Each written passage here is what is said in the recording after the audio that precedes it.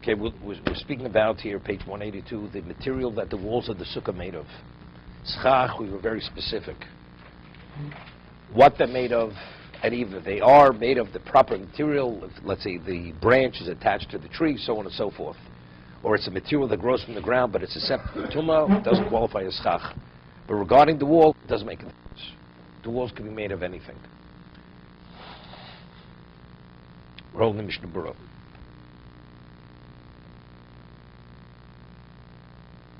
The Ramot said, we're holding Dalid. The wall should not be made of something which gives off a bad smell. The Chashin Shema Bachba Ze Yetzim in Asuka.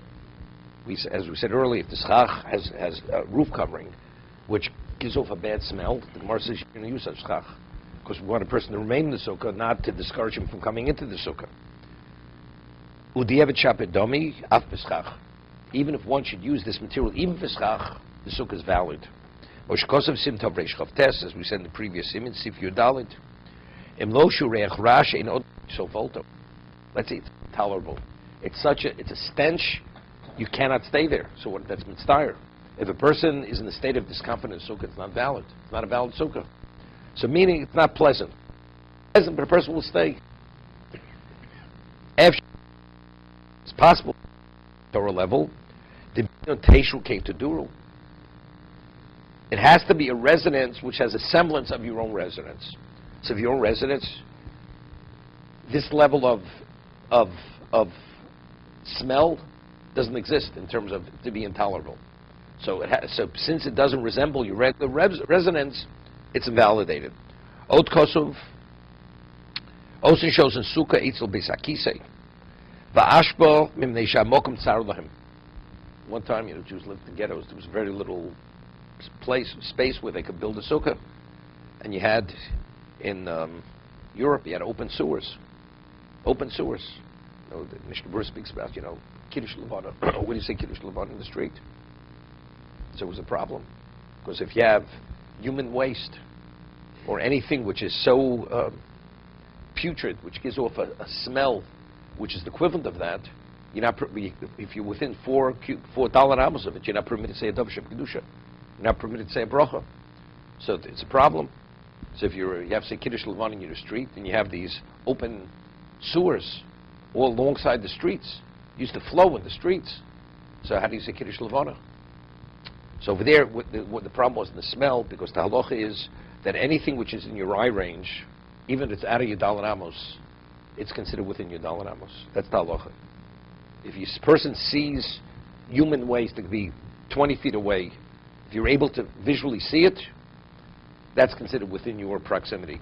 But if you turn around, so that as long as it's out, and also, but what about if it's out of your Dalet Amos? You can't see it, but you can smell it. It's a problem. Because the reach, the smell of tzoah, of feces, has the same status as the tzoah. So the Mishna Berura, when he speaks about sending Kiddush Levana in the street, when you have that, there was no smell. It was only, he says, you have to turn around. You have to turn in the other direction. Okay? But over here we're talking about, he says, people build a sukkah next to an outhouse where the garbage dump was, where they would, all the refuse of the community, they would, right, it's the ashba. And the smell of the outhouse, or what, comes right into the sukkah. Minatorah, Bahya Minatorah Yosdi Chovoso. Avo lo yivorach b'chsamosn sham. He says, you yotzei the mitzvah, but you're not permitted to bench there. Right? Because if that is the nature of your society, things are tolerable. People are only sensitive, The Mishnah says that Rav Gamliel was the istinus.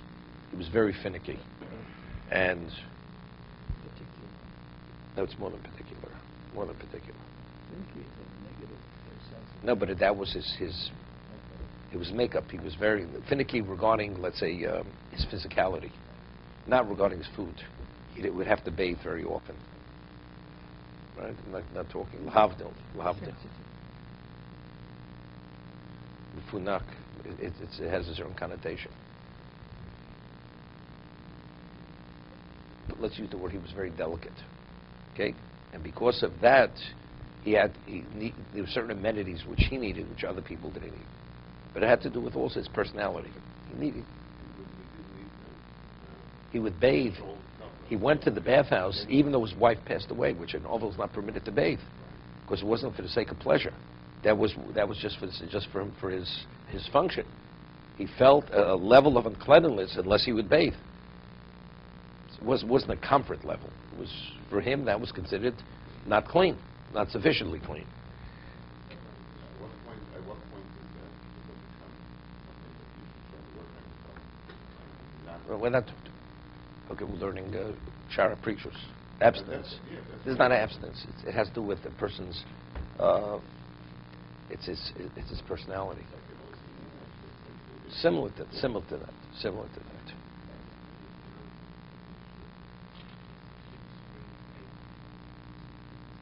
No, it's because the Gemara says maybe you could bring his Talmidim, his student says, but you taught us you're not permitted.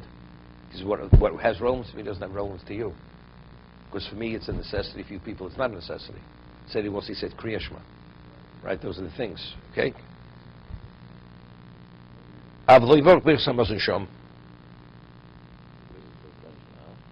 He has to bench in the house. What happens if you can't? What happens to the halacha? You forget to bench in the place you ate, and you find yourself 20 miles away. What do you do? No, but he has no choice. He can't bench in the sukkah because the halacha is not permitted. No. No, that has to do with it's intolerable. If it's intolerable, then it's a question. Here, the man can tolerate the smell. Right? You live in that kind of society, they always have these kinds of smells. But factually, you're not permitted to say a bracha, because the smell emanates from a source, which is the equivalent of the feces. So you have to go to a location where you don't smell that smell. The Chovot HaLevavos speaks in Hilchos Kriya Shema, that if you daven in the shul, we have young people. So very often children come to shul. And if a child not even an accident, he has a diaper is not clean. So even though it's covered, but if you could smell it, the child, it's a problem. You're not permitted to daven there. No, it's not a problem. You can't smell it because it's covered. If it's covered, it's not a problem. It's only if it's uncovered. It's covered, but if you smell it, it's a problem. Because the smell has the same status as the feces themselves. That's called reach sheish bo iker. The reach, this smell has a source to it. What if somebody passes gas? No, you're permitted. There's a difference between the person himself and a third party. Third party doesn't. That person, the third party, could carry on, right? Because that's called reich she'ein bo iker. The smell doesn't have a source to it. It's not emanating from the feces itself. This comes up. I remember the first time I learned the halacha, many years ago. So you have garbage trucks. So when a garbage truck went through a neighborhood, whatever it was, even 15 minutes later, it left. There was a smell. So that was the example. Reich she'ein bo iker. The smell is there, but there's no source anymore because the garbage truck is far gone already. It's not emanating any longer. This is what was left over. Right? So there, it's not a problem because it's a reich she'ein bo iker. The smell doesn't have a source to it. Okay. So how do you say Kiddush? Can't say Kiddush in the sukkah. Well, during the week. Let's see, during the week it would be.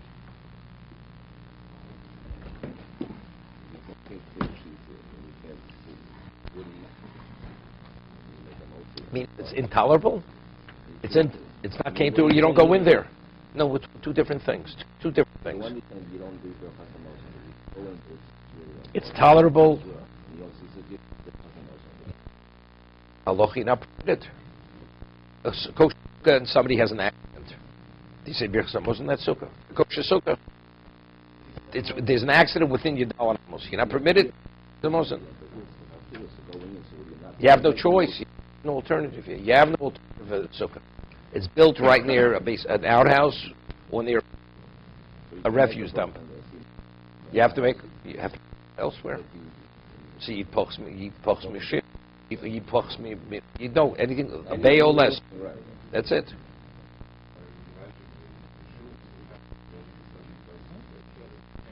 A shul is a problem. Yeah.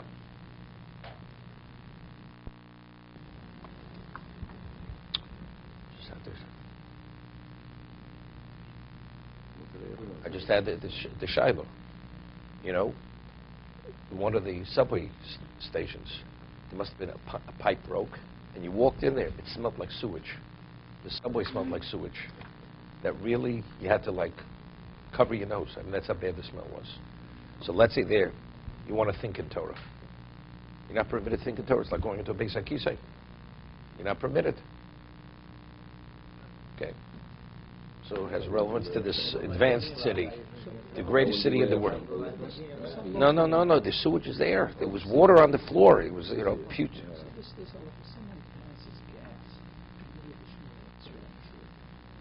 Alan just asked me.